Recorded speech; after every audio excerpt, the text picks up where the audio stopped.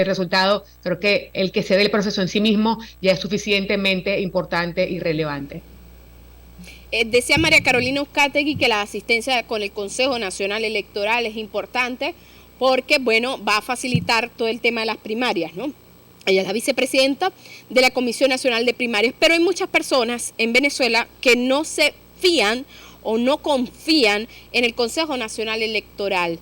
Abordar ese tema a escasos tres meses para estas primarias y adicional a eso, unas presidenciales en el 2024, no sé desde tu punto de vista cómo ves al venezolano participando en este tema, ¿no?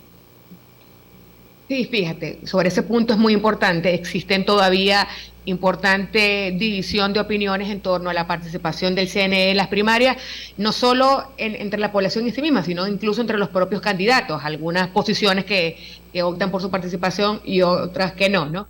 Eh, Fíjate, mi análisis es que considerando que las elecciones presidenciales van a contar evidentemente con el acompañamiento del CNE, no tiene mucho sentido hacer unas primarias que no cuenten con este respaldo, porque es muy difícil explicarle a la población cómo para las primarias no confío en CNE, pero luego voy a medirme unas elecciones presidenciales con el mismo árbitro, ¿no?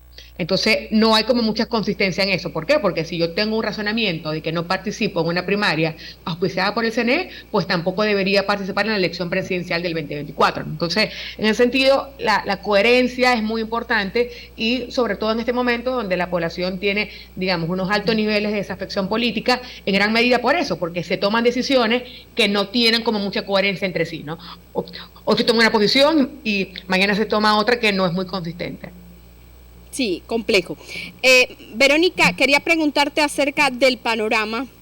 ¿Cómo ves a Nicolás Maduro? ¿Cómo es tu análisis de Nicolás Maduro de aquí a las presidenciales en el 2024 si la oposición realmente no sale con un candidato único para estas elecciones? Bueno, fíjate que ahí el análisis, creo que ya esta película la hemos visto, ¿no? Yo creo que el gobierno es consciente de que es como el propio presidente Maduro ha dicho, la primera de las minorías. Están conscientes de que hoy día son una minoría en el país y las cifras ondan entre el 20 y 24% aproximadamente de aprobación que tiene el presidente Maduro, pero o sea, aún con este soporte que es minoritario, podría estar en condiciones de ganar la elección presidencial si la posición no va unificada, ¿no? Y creo que esta estrategia ya la hemos visto en el pasado, en que el gobierno apuesta a la fragmentación, ¿no? Y obviamente se enfoca en el candidato más fuerte, que en este caso, independientemente de que las encuestas en este momento apunten o le den la ventaja a María Corina o las partidas como el Conde, el gobierno es consciente de que su rival más fuerte pudiera ser Enrique Capriles por la experiencia ya acumulada, porque cuenta con una plataforma política, un recorrido en el país importante, ¿no? Entonces va, digamos, a enfocar sus energías en el desgaste de aquello y, bueno, en terminar fragmentando. Entonces, yo creo que el hecho de que los niveles de aprobación del presidente Maduro sean ahorita menores al 25%, no implica que incluso no pueda ganar con ese respaldo, ¿no? Ahora, Verónica, estamos conversando con Verónica Medina. Verónica, ¿cómo ves a Nicolás Maduro hablando un poco en el tema internacional? ¿Y cómo ves a la oposición, bueno, a varias oposiciones en materia internacional? En el tema internacional, ¿cómo lo ven los países? La política, ¿cómo se está moviendo allí? Sí, fíjate que ahí el presidente Maduro en este momento tiene, digamos, unos puntos calientes, pero otras, digamos, otras oportunidades, ¿no? Por un lado, en un sentido de oportunidad, tienes que el tema de la crisis de Venezuela ha perdido relevancia en la agenda internacional. Si los comparamos con los años 2019, 2020, en donde por el tema de la crisis migratoria, pues la crisis política, todo el tema de la presencia de Guaidó, etcétera, el tema Venezuela estaba en los principales foros mundiales, era agenda de conversación de los gobiernos, entonces estaba con un nivel de exposición y presión internacional muy alto, ¿no? Esto ha venido bajando y sobre todo el cambio de panorama político en la región le ha oxigenado, ¿no? Entonces, actualmente las presiones son menos, hay más bien consenso entre los principales actores de la región en, digamos, en reinsertar a Venezuela, digamos, en los círculos de conversación de la región. Entonces, en ese sentido, tiene una oportunidad, ¿no? ¿Cuáles son los puntos calientes que sigue teniendo, ¿no? Por un lado, tenemos las medidas o las investigaciones que está llevando a cabo la Corte Penal Internacional, que es una amenaza seria e importante y que el gobierno lo ha puesto como exigencia de cara a las negociaciones, ¿no?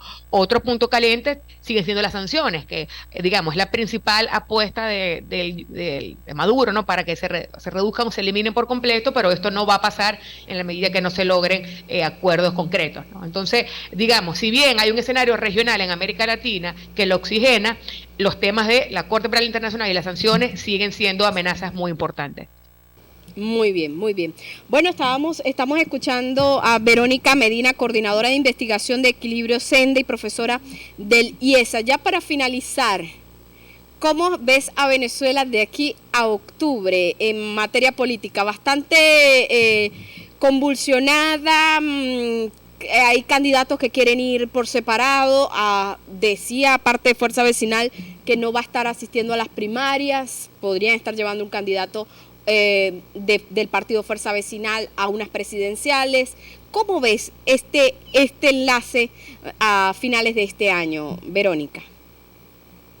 Fíjate, el panorama, el principal reto que tiene ahorita el país, ¿no? Es lograr la reactivación de la movilización ciudadana, ¿no? El contexto en el que estamos actualmente es un contexto de total apatía política de la población, porque la población está concentrada en la solución de sus problemas cotidianos. No olvidemos que, según los datos de la encuesta que levantó Equilibrio Sende, ahorita en el mes de abril, hay un 51% de las personas, es decir, 11 millones de personas que perciben menos de $100 al mes. Esto te indica muy claramente dónde están las prioridades de las personas, o sea, están en su supervivencia cotidiana, ¿no? Y el 30% de las personas tienen más de un trabajo simultáneo, ¿no? Entonces eso te indica que la gente está ocupada resolviendo, digamos, su día a día, ¿no?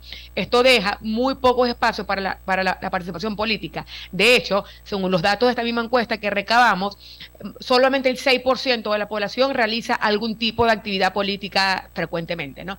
Entonces, el reto en reconectar a la gente con la política, reconectar a la gente con el liderazgo es el principal desafío, ¿no? O sea, a ver, obviamente desde el punto de vista de la comisión de primaria, desde el punto de vista de los actores políticos, los retos son otros, o sea, hay otros retos que tienen que ver con resolverlo del CNE, abordar las negociaciones, etcétera, pero de cara a digamos, de frente a la ciudadanía, a la opinión pública, el reto es cómo yo convierto la desafección política que hay en este momento en movilización y cómo paso a tener una cifra de participación que garanticen al menos unos 3 millones de participantes de cara a ese proceso. No luce fácil y menos en la medida que no hayan acuerdos sobre temas tan básicos y que los principales líderes estén fragmentados en donde a puntos álgidos como lo del CNE y entre otros. Bueno, ya estábamos escuchando. Muchísimas gracias a Verónica Medina por este contacto. De seguro te vamos a estar teniendo en otros programas de acá en el estado Zulia. Verónica. Muchísimas gracias a ti por la invitación. Bueno,